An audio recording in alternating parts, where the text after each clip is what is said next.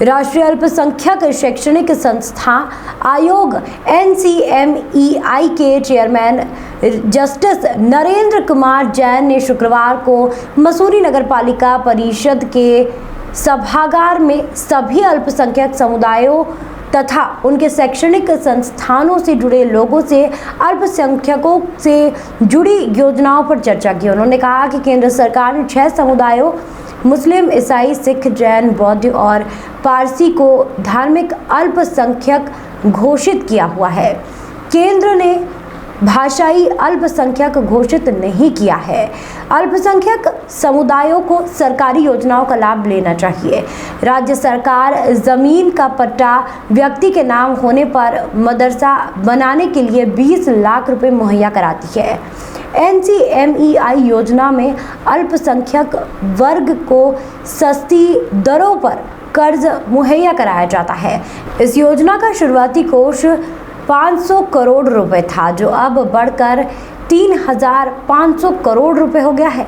बैंकों में भी अल्पसंख्यक वर्गों के लिए एक नोडल ऑफिसर होता है।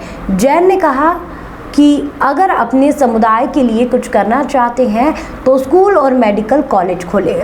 आज यूनिवर्सिटी भी स्थापित कर सकते हैं। जस्टिस नरेंद्र कुमार जैन ने अल्पसंख्यकों के शैक्षणिक अधिकारों के बारे में जानकारी दी और शैक्षणिक समस्याओं और शैक्षिक संस्थानों के पंजीकरण से संबंधित समस्याओं पर चर्चा की गई और समस्याओं के समाधान न होने पर राष्ट्रीय अल्पसंख्यक शैक्षणिक संस्थान आयोग को शिकायत करने के निर्देश दिए गए।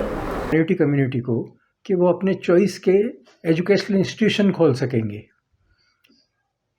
अदर जो यूनिवर्सिटीज़ हैं, कॉलेजेस हैं,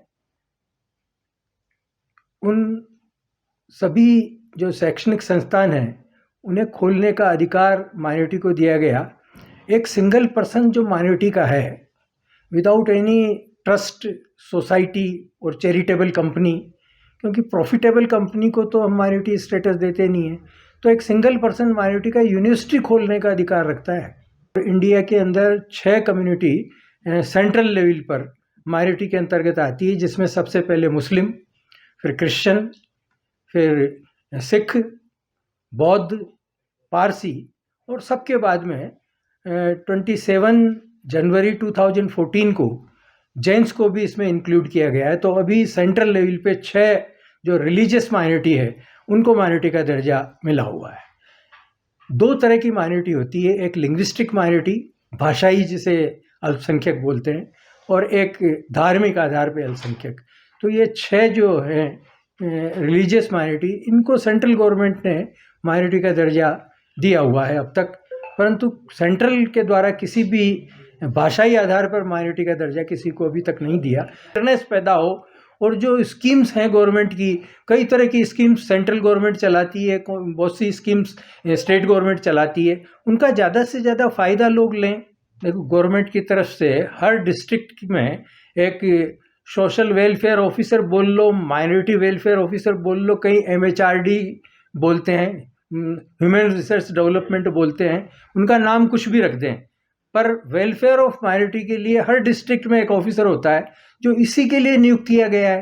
उनका ये फर्ज बनता है कि समय समय पे मीटिंग बुलाएं, जो गवर्नमेंट की स्कीम्स हैं उनके बारे में बताएं।